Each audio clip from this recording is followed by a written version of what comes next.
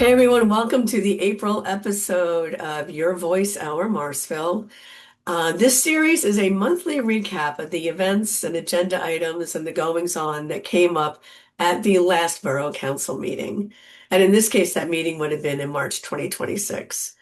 So we have three of our current council members here to give us a breakdown of the good, the bad, the ugly, and the play-by-play from the March Council meeting.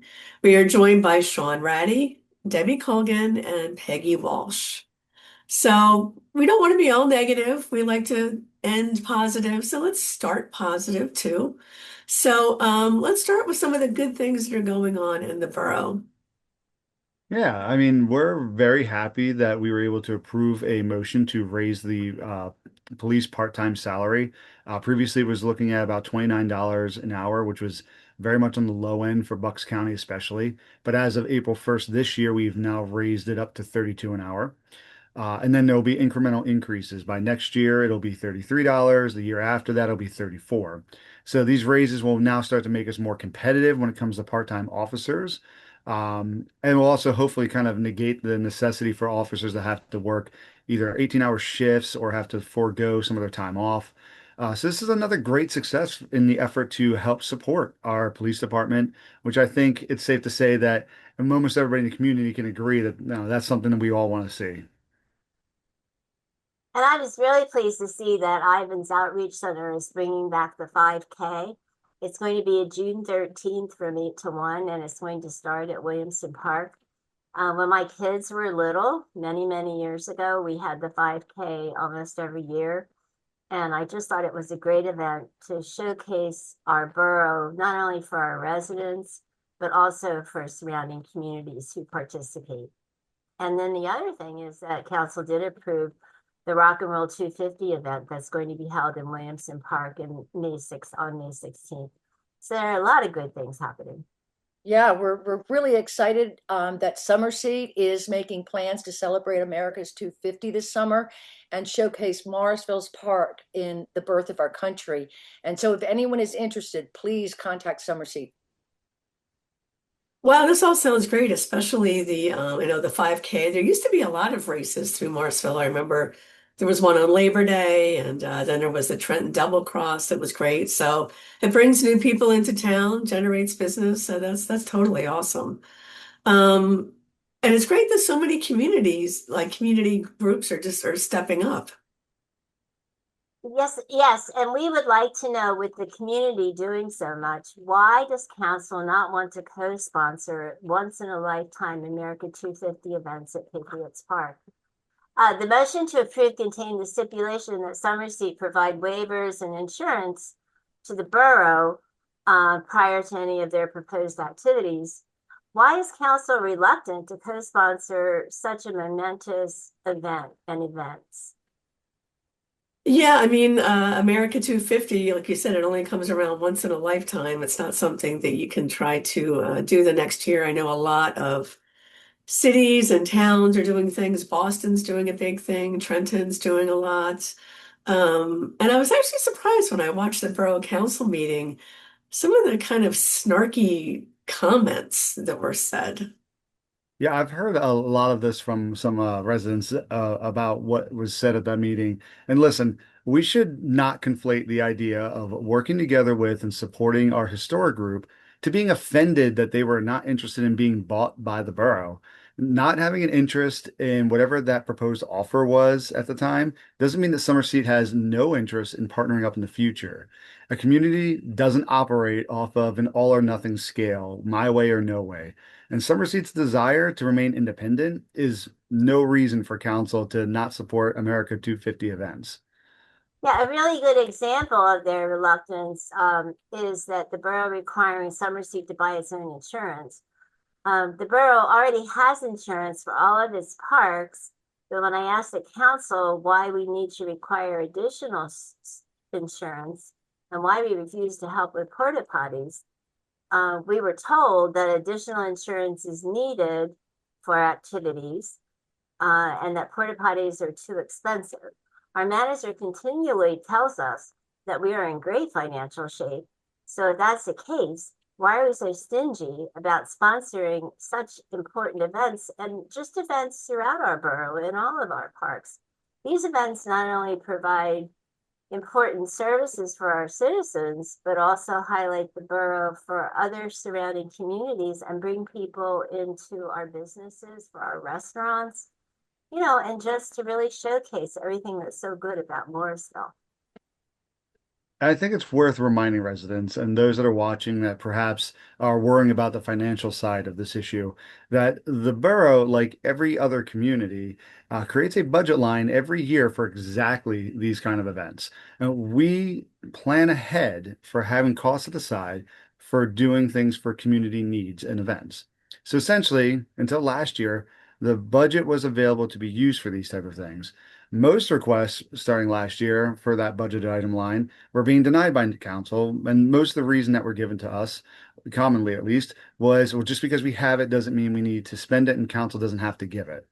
But this year, that amount that's on that budgeted line for community events was already cut in half. But last year, it just sat primarily left unused despite requests all year long. Now, I would understand the financial concerns if people were to break that budget every year or every year keep asking to exceed the amount that they have each time and it was going up. But that certainly hasn't been the case. It's a small amount set aside for public community events, not personal things. And it's functioned just fine for years, even before we had EIT and investments, which made us financially secure. Let's get back to borough support for community events. We, as a local government, can be the entity that provides just a little bit of assistance to our resident-driven ideas. And we aren't paying for these entire events. No one's asking us to. And if people are interpreting it that way, please read the proposals and the requests carefully. It's nothing that extensive, but it's a great way for us to just provide help and show a commitment towards the ideas of others that just aren't our own ideas for us up there on council. Yeah, and this issue with Summerseat is, it's also symptomatic of a larger resistance from some council members to support community events and community-driven projects. There's just no cooperative spirit, no appetite for borough and resident collaboration on initiatives that are of particular interest to residents and that require both borough support and community effort to accomplish. And the borough has many examples of successful borough-backed initiatives fueled by community participation to be proud of. I mean, we've got Robert Morris Plaza, the Old Imagination Island, Greystones, the Dog Park, Riverfront Preserve, even Patriots Park. And these are examples of efforts in which residents in the borough partnered together and successfully created something that is uniquely Morrisville. And the other thing is no one wants to get involved themselves in a community project that where their efforts go nowhere or insert themselves into a toxic mix. Yes, and the dissolution of committees kind of basically illustrates the reluctance to invite the community into the initiative and into participation, shutting down pretty much what we call the voice of the people. The council president disbanded all citizen committees that were not prescribed by ordinance and did establish one of her own, which she does fully support. But the initial reason some of us were told that this happened was due to a lack of interest from previous and continuing council members to help organize them or do the required work. This is even up until this year. But it has been expressed over and over again and again every month that this new council wants to get involved in community committees again. We've had a Parks and Rec committee for many years and has always been able to meet at Borough Hall and give reports at council meetings. Parks and Rec has hosted everything from Irish festivals, jazz festivals, rock and roll groups, movie nights, all activities that have just helped bring the community together. But now, not only is this committee banned from being able to give reports from councils as of last year, but it's now banned from being able to use Borough Hall to meet. So apparently, even elected officials can't hold public meetings in the Borough Hall, even when it's been planned, when it's requested, and it's even tried to be scheduled well in advance. Yeah, and when we raised the issue of the importance of citizen committees to a vital community, the interim borough manager stated, and I'm going to quote, I'm not aware of any other municipality that has committees. A comparable municipality got rid of their committees 45 years ago. You have a committee of the whole, which is your elected officials, and you discuss it and act on it as a committee of the whole, end quote. But then he went on to say that having a Parks and Rec or other type committees went out many years ago, and he added, quote, I'm not aware of anybody in Bucks County that has such a committee, end quote. But that's not correct. For example, Yardley Borough has 9 active committees that meet regularly and collaborate, and the borough's administration and council with them, such as Parks and Rec Board and even a Public Works Committee, to name just 2 of them.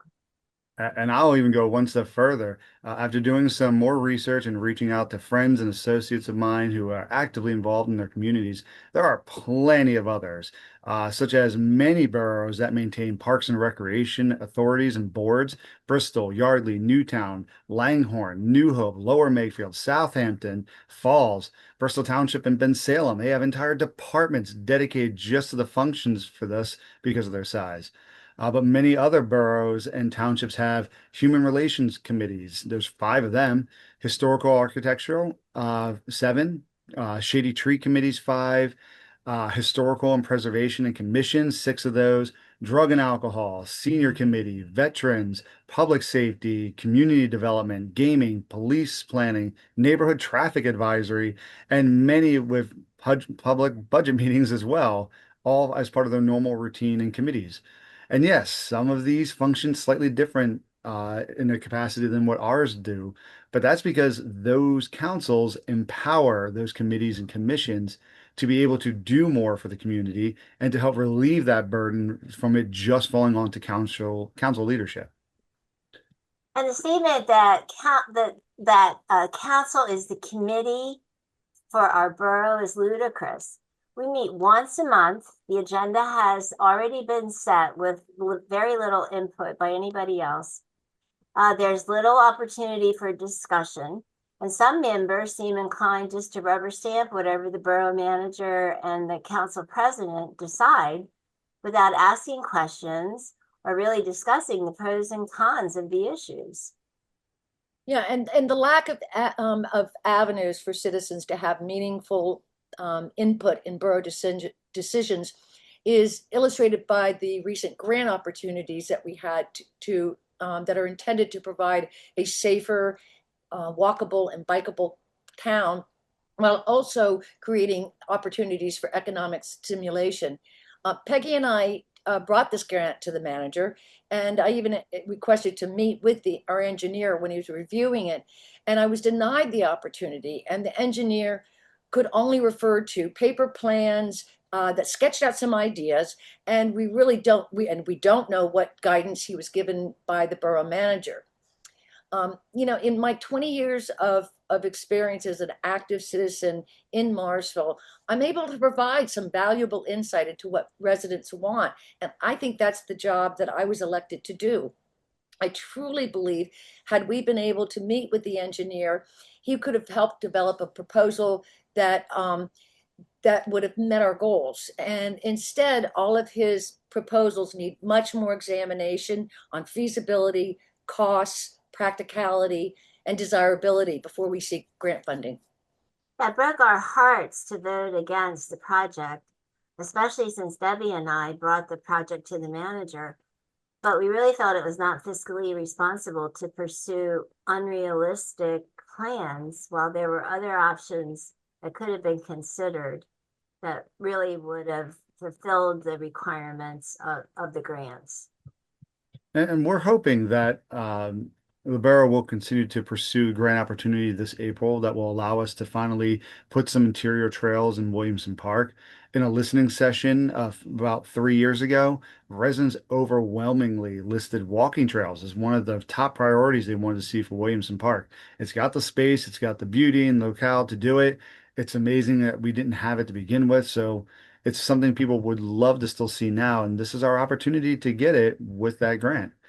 Other disturbing exchange that had also occurred during all this was the request for various bank accounts, escrow, and debt. We have a fiduciary responsibility to be sure that our taxpayer dollars are spent wisely and to be aware of what are our assets and what are our debts.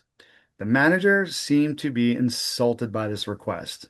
And I believe Anna was the one who stated at the meeting that was never the intention, was to come off as offending or accusatory for it. It was simply a request that any council member should be making when they come into office.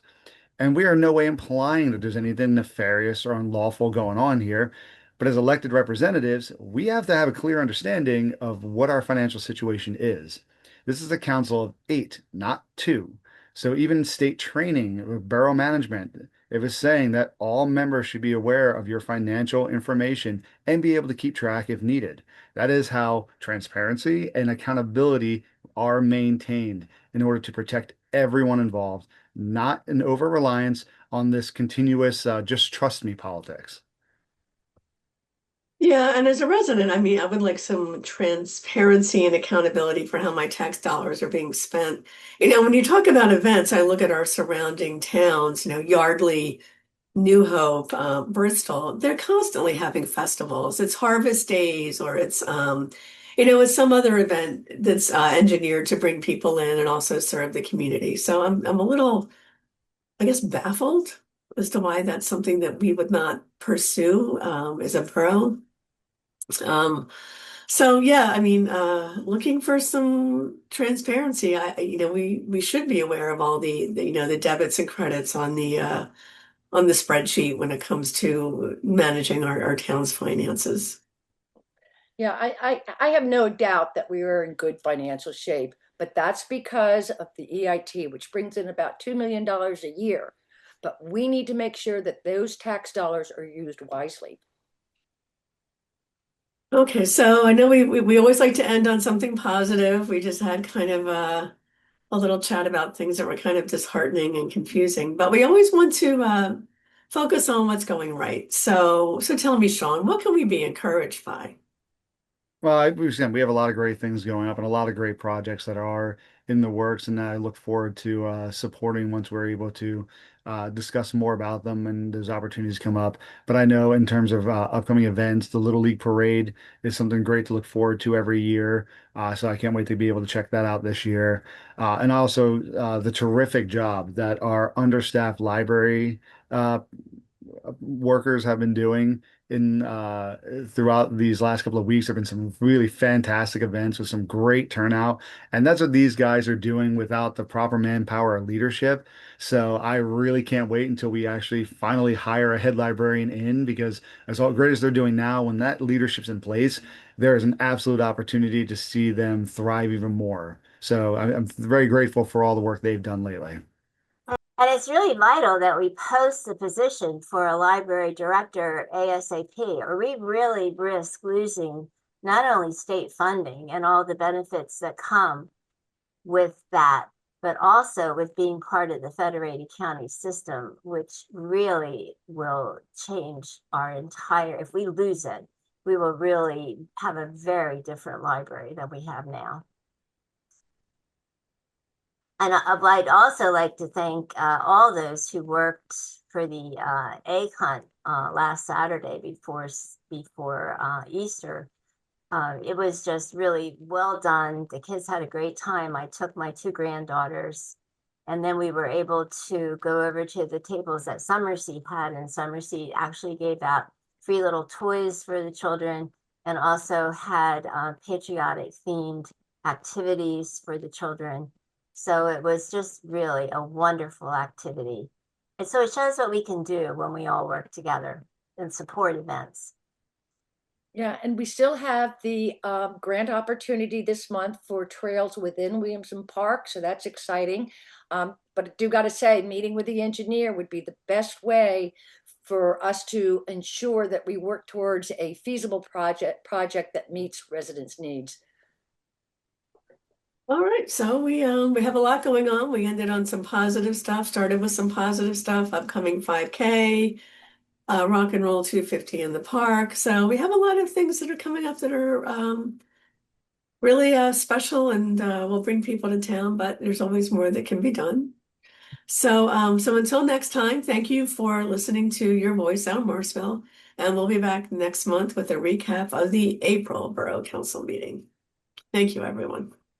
Thank you. Thank you. Thank you. Thank you.